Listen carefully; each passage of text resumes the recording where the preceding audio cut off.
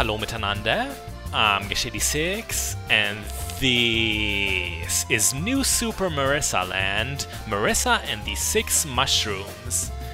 This is an action platformer I have had for a long time, almost as long as it's out, and it's somewhat criminal that I've not yet covered it. I can already tell you this one will have a mostly positive tone. There won't be much nitpicking or posh critique in this video. Let's begin with a rather basic, gimmick-free level that'll help us understand the essentials. Stage 2-1 marks the entrance to the Bamboo Forest world. It is notable for 2 reasons. First, it is the level to introduce the racing costume. We came pre-equipped with one, but if we hadn't, this healthy carrot would have awarded it to us. Said power-up allows us to use bunny ears as rotor blades. It is a slightly less effective version of Super Mario World's cape, or Super Mario Land 2's very own rabbit ears. And there we go with the comparisons. Of course, new Super Marisa Land is an obvious Mario clone, very unoriginal, but a recipe for success if done right. And oh, was it ever done right here. I mentioned another thing that makes this stage special. It is the very first to have a secret exit. If we are perceptive enough, we might find said exit. Only time will tell. There are 2 different ways to play new Super Marisa Land. You can simply try to finish each level, only wanting to see the ending, or you could explore everywhere for collectibles. You can grab 10 red stars in every stage for a more thorough, completionist experience.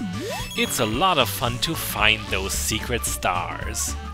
Well now, this bamboo pipe might have been overlooked by someone in a rush. It transports us to a different and more dangerous area. About those stars, you've only been seeing gold and silver ones. The silver stars would be red. They aren't because I've already collected them in a previous visit to this stage. We cut ourselves on that bamboo. Not to worry, we had a carrot in reserve.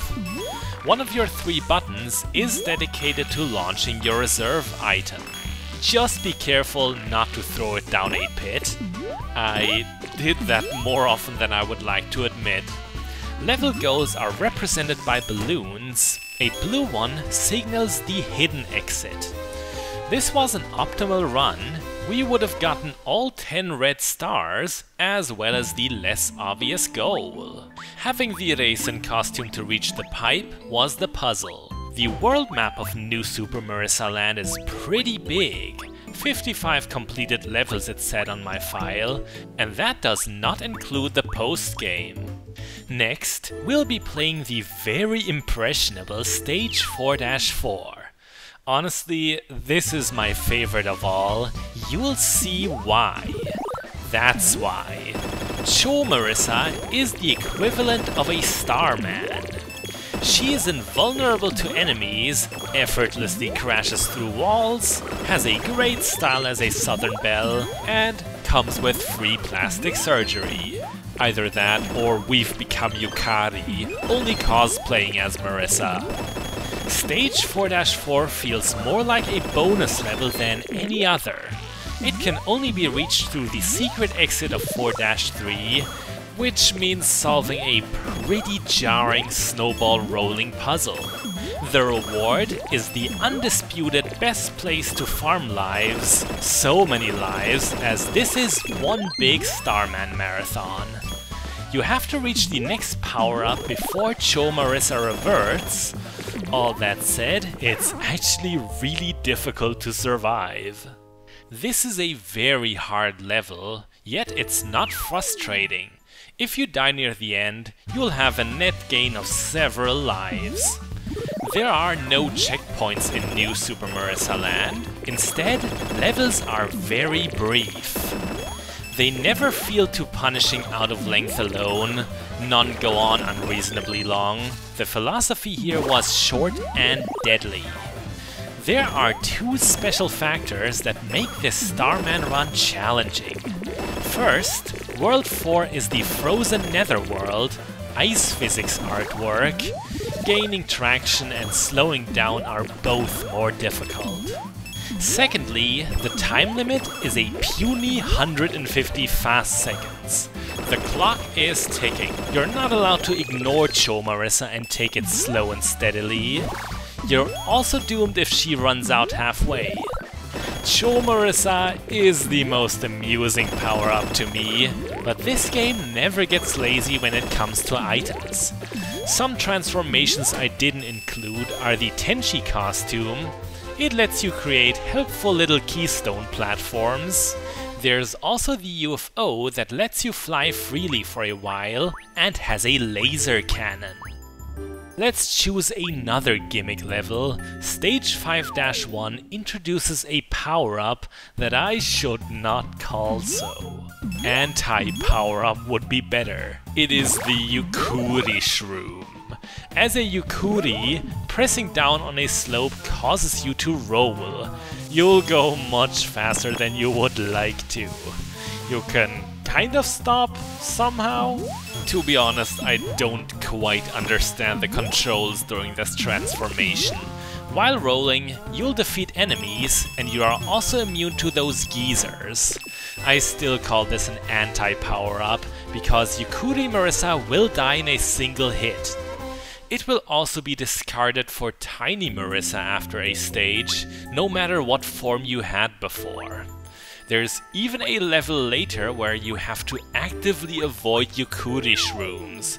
If one catches and transforms you, you're sabotaged. Renosuke has a shop. That's what gold stars are for. You buy what you want with them. They are not automatically traded for extra lives. I want to end our episode on a castle level, the one with my favorite boss. The level itself has to be subconsciously inspired by Larry's castle. That one had a traveling block snake. The teacup we bought from Renosuke, by the way, gave us a Miko suit.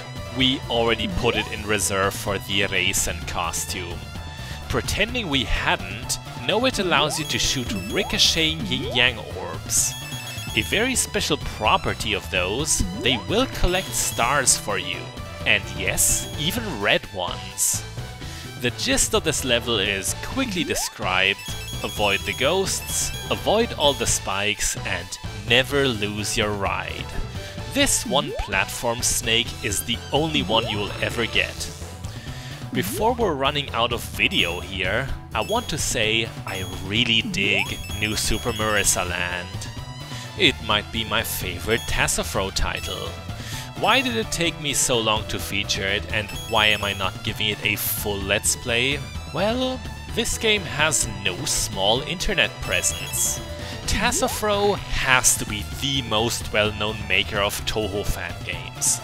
Furthermore, I've seen some really good let's plays of New Super Marisa Land on YouTube. Do I really want to give you something that's technically already there? Aw, we didn't pass that test of courage there, but no matter, it's boss time. Yomu's ghost half has gone berserk, and we are fighting by flinging the samurai gardener at it. This really cracks me up. Fraidy cat Yomu is scared so stiff, she's essentially a lifeless block. Launching her at the ghost half only shrinks it. To deal damage, you must stomp on its mushroom cap, which won't be possible if it's still too big. This game typically has very easy bosses. Their levels are usually what's challenging, although that's also very arguable in this case. The golden rule of 3 hits applies. You can also use yin-yang orbs here, but one shot does not cause a full hit point of damage. Marisa's quest is to retake her 6 magic mushrooms, and we get 1 for our efforts. We're also going to hold on to Yomu. She's ours now. We're going to teach her how to be a brave ghost hunter. First lesson is to wear a girdle. You can't actually keep Yomu past this level. That should do it. Our last deed will be to pester Rinnosuke some more. This game, I can say the same about it that I did on Dangerous Suako, that it's mostly Mario. That's another reason why I didn't let's play it in full. It's too easily summarized, I'd run out of commentary. Yet it's one of the most skillful takes on Mario I've seen, and an overall pleasant experience. With that, I'm Gesh86, this was New Super Marisa Land, bis bald!